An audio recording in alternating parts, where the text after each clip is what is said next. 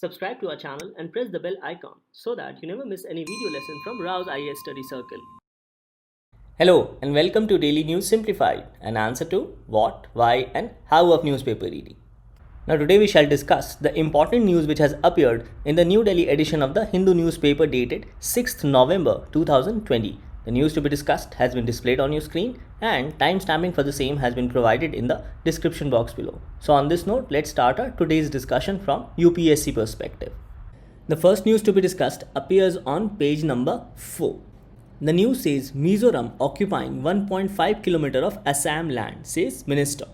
However, the locals of Mizoram has said that Assam has encroached 10 km of our land. So basically this entire news is with respect to the boundary dispute, especially regarding encroachment of land around the boundary areas between Assam and Mizoram. And both Assam and Mizoram have accused each other for occupying certain areas close to their boundaries.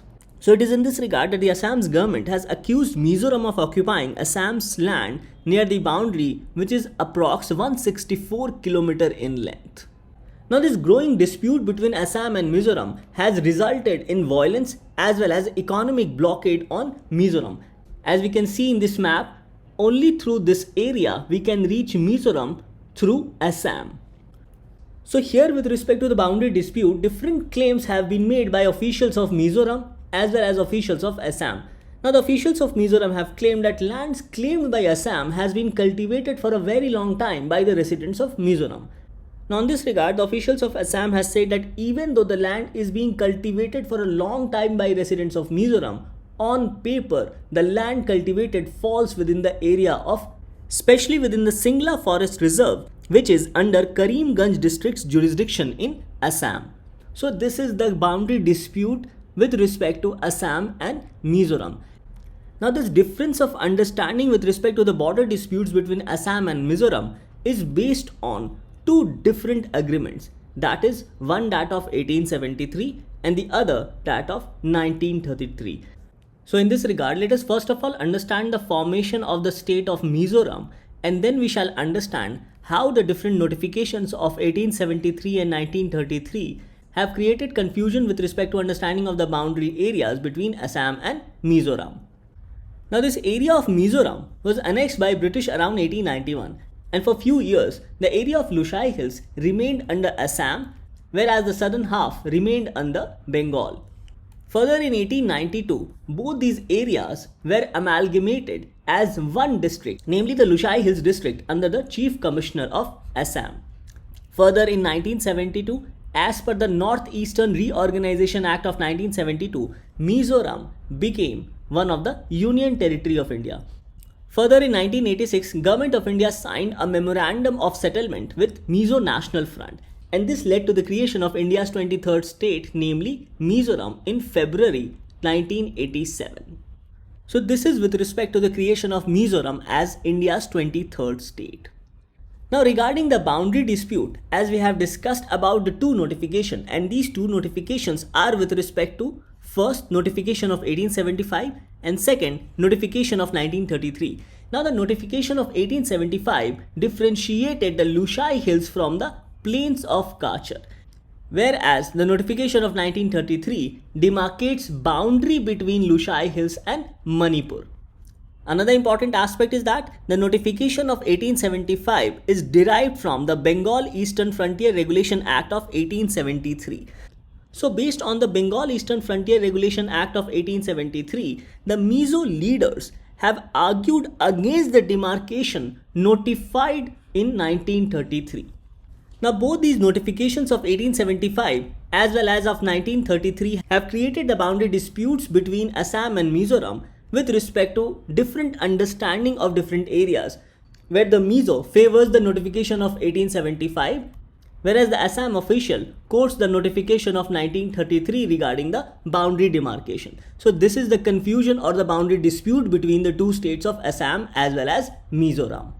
So from our examination perspective, you need to know about Mizoram as well as the formation of Mizoram as a state. Now, since we have mentioned that Government of India signed a memorandum of settlement with Mizo National Front, and thereby Mizoram became India's 23rd state. So with respect to granting of statehood to Mizoram, we must know about the Constitution 53rd Amendment Act 1986, as it was the Constitution 53rd Amendment Act 1986 which granted or conferred statehood on the erstwhile Union Territory of Mizoram. Now in this regard, you should also know about Article 371G, which is a special provision with respect to the state of Mizoram. Now another important aspect which you must know is that provisions regarding administration of tribal areas in the state of Mizoram falls under 6th schedule. Further, Article 371G mentions about the special provisions with respect to state of Mizoram. Now Article 371G says that if Parliament make laws regarding these 4 issues, then such laws regarding these 4 issues made by the Parliament shall only apply in the state of Mizoram if it has been passed by the Legislative Assembly of Mizoram. So these 4 issues include religious or social practices of the Mizos, Mizo customary law and procedure, administration of civil and criminal justice involving decisions according to Mizo customary law, as well as ownership and transfer of land. So this is regarding Article 371G regarding special provisions for the state of Mizoram.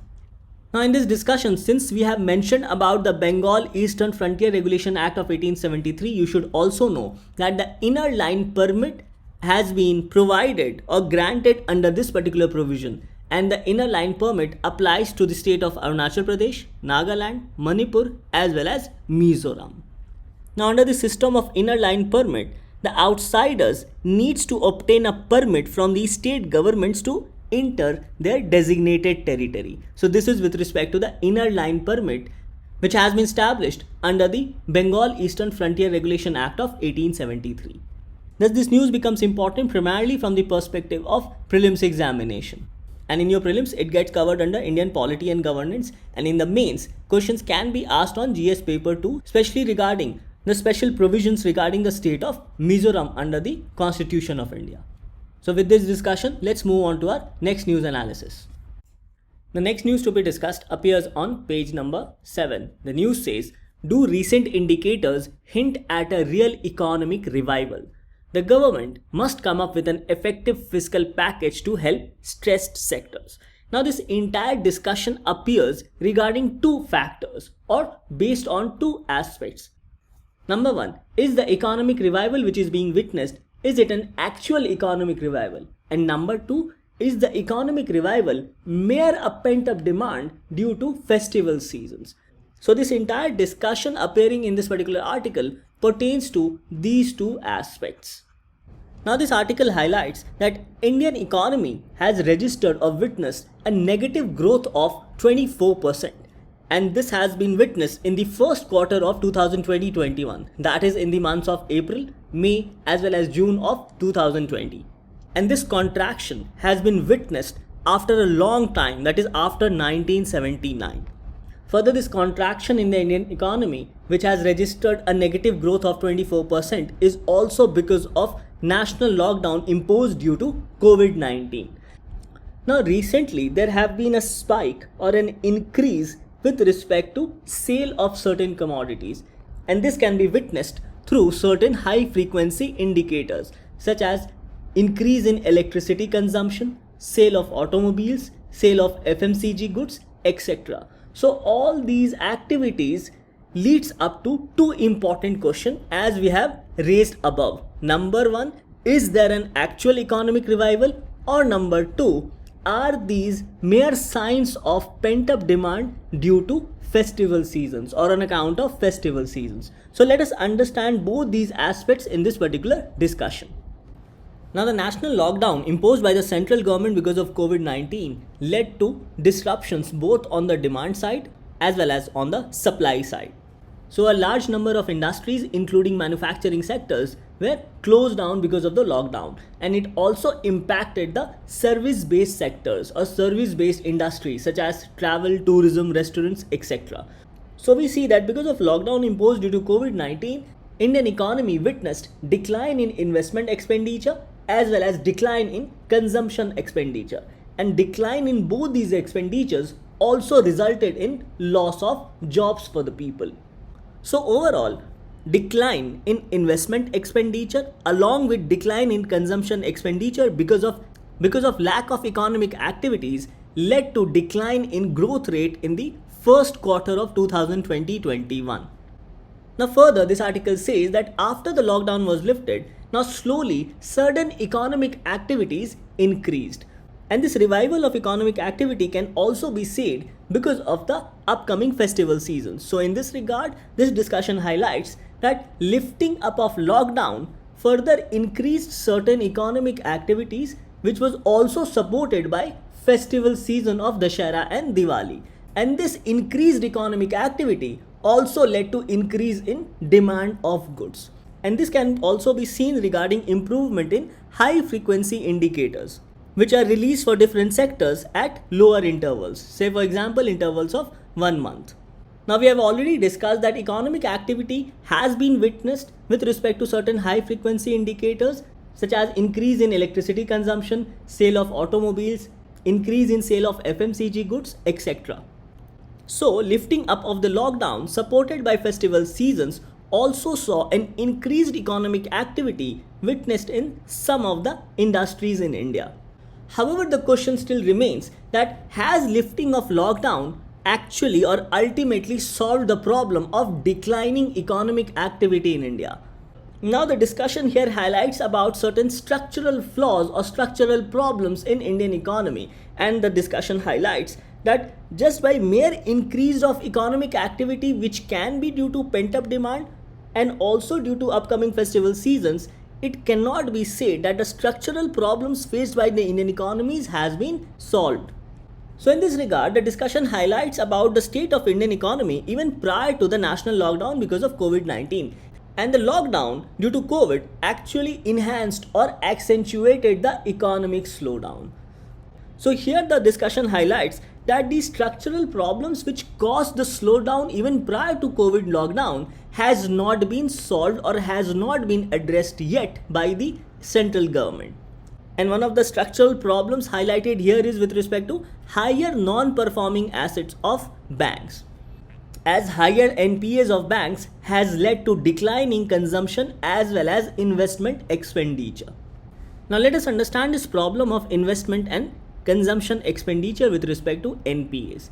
Now suppose this bank has provided loan to this company XYZ and the loan is worth rupees 5 crores. Now what happened is that this company, that is XYZ, does not pay back the interest on time. So now what the bank will do is that the bank will stop giving further loans, or the bank will give less loans to other companies. Now provision of less loans to other companies will further reduce economic activity which would have taken place had the bank provided full loan to such companies. So this overall affects both investment expenditure as well as consumption expenditure. Investment expenditure because the bank is not able to provide the sufficient amount of loan as there is increased NPAs, and it impacts consumption expenditure because since the companies could not get sufficient amount as loans, hence these companies cannot invest properly, and this overall lead to decline in economic activity. Further, the discussion highlights that the Atmanirbhar package which was announced by the central government provided rupees 20 lakh crore. However, the discussion says that this might have addressed some problems or some situations, but overall the structural issues regarding Indian economy still remains. Further, the discussion highlights that even sectors such as travel, tourism, real estate, which are employment intensive, or in other words which provides employment, are still facing slowdown due to low economic demand, or also due to fear of COVID-19, as people are very much reluctant or people do not want to travel, especially to tourist destination. And these sectors, especially the travel and tourism sector as well as the restaurant sector, might not see an economic revival soon because of fear of increased COVID cases. So overall, we have not seen pent-up demand due to festive season in these sectors, namely travel, tourism as well as real estate. So as a way forward, the article discusses that so far the government has been reluctant or not willing to undertake higher expenditure and this is mainly due to high cost of borrowings. The government thinks that their fiscal deficit will increase, and also the apprehension of lack of revenue for the government. So all these apprehensions have led the government not to undertake higher expenditure. Now in this regard, the discussions has highlighted that the government should focus on higher expenditure on targeted sectors which can lead to increase in investment and consumption expenditure, such as infrastructure as well as asset creation. So the discussion highlights that the government should not worry about high cost of borrowing or increase in fiscal deficit, but rather should go for higher expenditure on the targeted sectors such as infrastructure as well as asset creation. And lastly, the discussions highlight that the government must clear its dues of private sector as well as PSUs, which as of now amounts to rupees 5 lakh crores. As returning of these money to the private sectors and PSU will further enhance liquidity in the economy and enhance growth rates.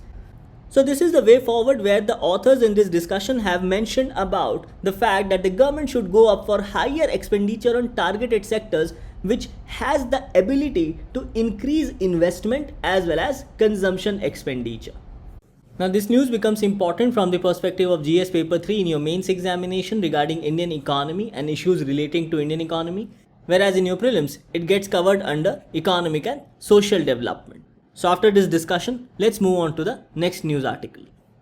The next news to be discussed appears on page number 14. The news says NPCI, that is National Payments Corporation of India, allows WhatsApp to offer payment services. Now this particular news highlights two important aspects. First is that the National Payment Corporation of India has allowed WhatsApp to start its own payment services in India in a graded manner. And the second aspect of this news says that NPCI has also introduced a market share cap of 30% on share of UPI transactions, that is Unified Payment Interface transactions, that a single payment application can process. Now this market share cap of 30% is necessary to develop a diversified market and also to ensure that no particular company can have their own monopoly in the market.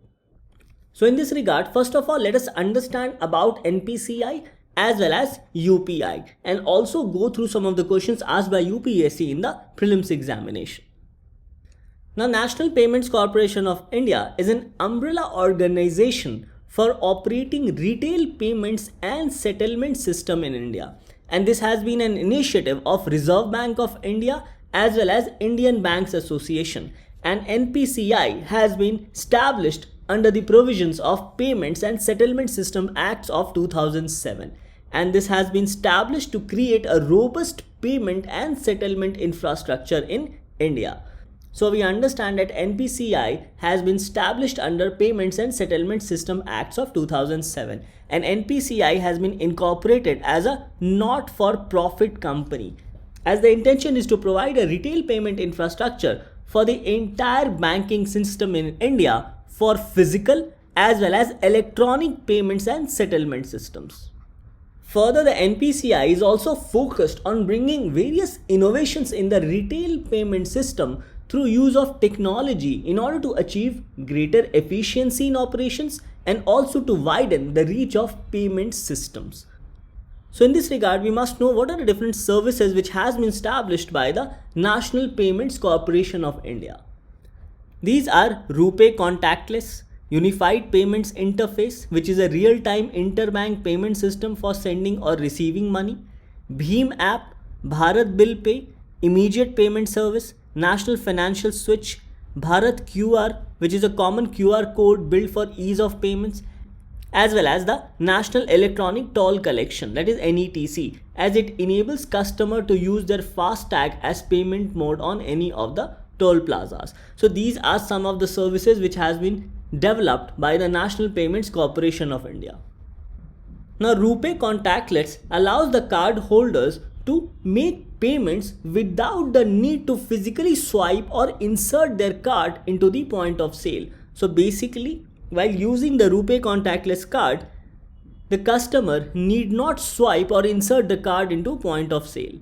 Regarding Unified Payments Interface, it is a real-time interbank payment system to to send or receive money. Now, BHIM app is a mobile app or payments application that allows users to make instant bank transfers, whereas Bharat Bill Pay is a one-stop ecosystem for payment of bills. Now, IMPS, that is Immediate Payment Service, is a real-time interbank payment system, whereas National Financial Switch is a network of ATMs in. So these are some of the programs which has been developed by National Payments Corporation of India. Now, regarding the Unified Payments Interface, that is UPI, it is an instant payment system developed by the National Payments Corporation of India, which is an RBI regulated entity. Now, UPI is built over the IMPS infrastructure and allows a customer to instantly transfer money between two parties' bank accounts. Now, under UPI, it provides for a UPI personal identification number, which is a 4 to 6 digit passcode which one can create or set during their first time registration with this app. So, one has to enter this UPI PIN to authorize all bank transactions. Now, based on this discussion, let us take up these two prelims questions asked in the year 2017 as well as 18. Now, the question asked in 2018 was, which of the following links all the ATMs in India? Options were India's Bank Association, National Securities Depository Limited, National Payments Corporation of India and Reserve Bank of India. In this, the correct answer is C, that is NPCI. Now, coming to the question asked in 2017, the question was, which of the following is a most likely consequence of implementing the Unified Payments Interface? Options were A. Mobile wallets will not be necessary for online payments. B. Digital currency will totally replace the physical currency in about 2 decades. C. FDI inflows will drastically increase. And D. Direct transfer of subsidies to poor people will become very effective. In this, the correct answer is A, that is mobile wallets will not be necessary for online payments with respect to UPI. So this also becomes one of the features of UPI. So effectively, the NPCI has allowed WhatsApp to start its own payment service in India in a graded manner. Now, graded manner means that in the first phase, WhatsApp can expand its payment user base to 20 million people. Now, this payment interface will be available in 10 Indian regional language versions of WhatsApp. And to initiate WhatsApp payment services, a person needs a debit card which supports UPI.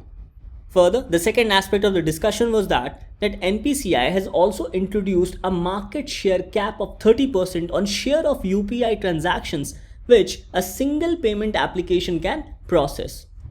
So effectively, this will limit third party like WhatsApp or its rivals such as Google Pay or Phone Pay to handle only 30% of overall UPI transactions starting 1st January 2021. And as per NPCI, the cap of 30% will be calculated on the basis of total volume of UPI transactions that were processed in the last 3 months. So this is with respect to this particular news appearing on page number 14. Now, as we have already seen that questions has been asked by UPSC in the past with respect to National Payments Corporation of India. Hence, in this regard, NPCI as well as UPI becomes an important subject from our examination perspective. And this topic gets covered under Indian economy in the prelims and in the mains under GS paper 3, especially with respect to issues relating to Indian economy. So after this discussion on NPCI and UPI, let us move to next news article. The next news to be discussed appears on page number 7. The news says the crucial expertise of CAPFs, that is Central Armed Police Forces. The multifarious experience of security forces has helped greatly in combating COVID-19. Now, this article overall highlights that whenever there is a need, either in case of natural disasters or in man-made disasters, CAPF is summoned by the central government to carry out rescue and relief operations for the common public. The CAPF, that is Central Armed Police Forces, comprises the Assam Rifles, Border Security Force, Central Industrial Security Force, Central Reserve Police Force, Indo-Tibetan Border Police, National Security Guard as well as Sashastra Seema Bal. Now, this topic as highlighted in this article with respect to crucial expertise of CAPFs becomes important from the perspective of internal security under GS paper 3. So in this regard, let us go through some of the important functions of all these members of CAPF. So the first is Central Reserve Police Force. It says that it is the largest of the Central Armed Police and its primary role lies in assisting the state as well as union territories in police operations to maintain law and order and also counter insurgency. Further, the border security force guards the Indo-Pakistan as well as Indo-Bangladesh borders and is also deployed both on international border as well as at the LOC. Next is CISF, that is Central Industrial Security Force, and it provides security to various public sector undertakings and also other critical infrastructure installations in the country, such as major airports across the country, railway stations across the country, and also provides security during elections and other internal security duties, and also provides VVIP protection to certain members. Moving further, let's talk about Indo-Tibetan Border Police. Now, as you can see that it is deployed to guard duties on the Indo-China border, not only in Ladakh region but also in Arunachal Pradesh. And they guard Indo-China border from Karakoram Pass in Ladakh to Diephu Pass in the Arunachal Pradesh area. Now, if you see in this map, this is where Karakoram Pass is located, and with respect to Diephu Pass, this is where Diephu Pass is located in Arunachal Pradesh. So both these map as well as the location of Karakoram Pass as well as Diephu Pass becomes important from the perspective of prelims examination in geography. Next, let's talk about Sashastra Seema Bal. Now, Sashastra Seema Bal guards the Indo-Nepal as well as Indo-Bhutan borders. So we see a clear distinction with respect to guarding of borders of different countries. With respect to Indo-China border, the Indo-Tibetan Border Police guards the Indo-China border. Regarding Indo-Nepal and Indo-Bhutan borders, it is guarded by Sashastra Seema Bal, that is SSB. Whereas with respect to India-Pakistan and Indo-Bangladesh borders, it is guarded by the Border Security Force. So please remember this difference with respect to your prelims examination. And lastly, Assam Rifles. Now, with respect to Assam Rifle, it highlights that it is the oldest paramilitary force of India.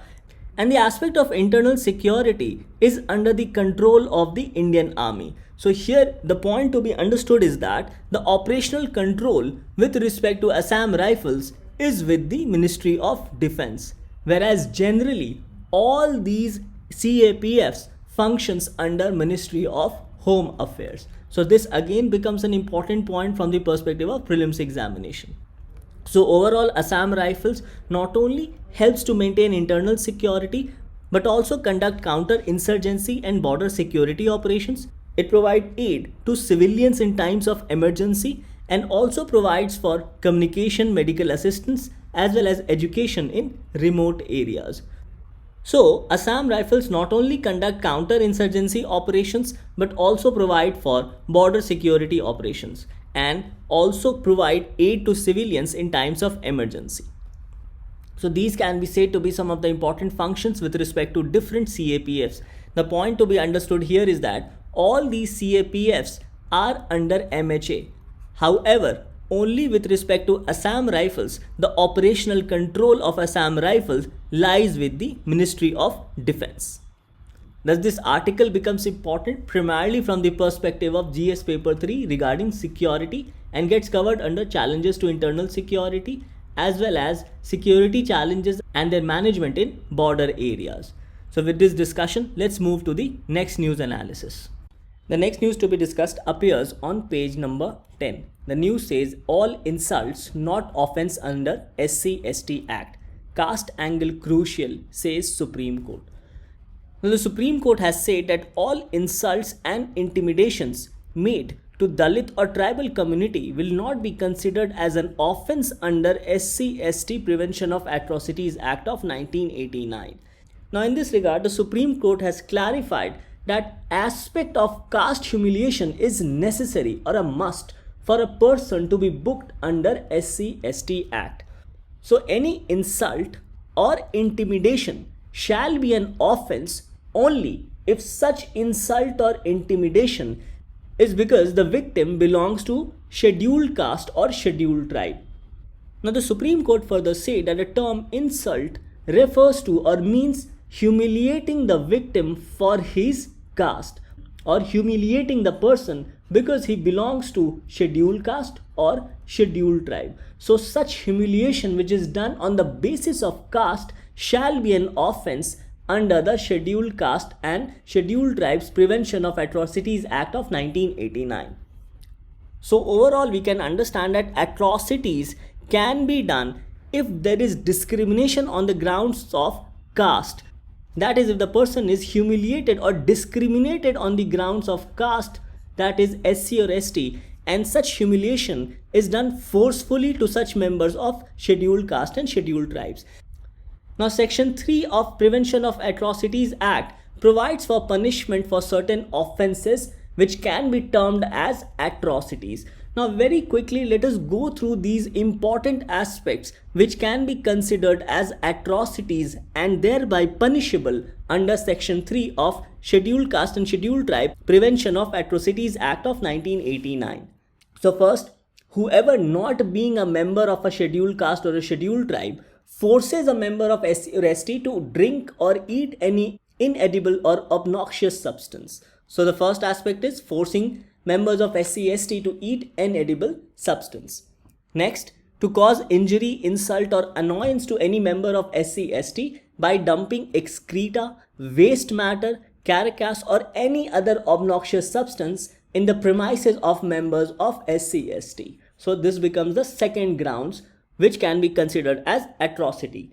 The third is regarding derogatory activity done to human dignity. And here it talks about forcefully removing clothes from the person or members of scheduled caste, scheduled tribe, parading them naked, or even painting their face or body, thereby committing such derogatory acts. So all these activities can be considered as atrocity and thereby punishable.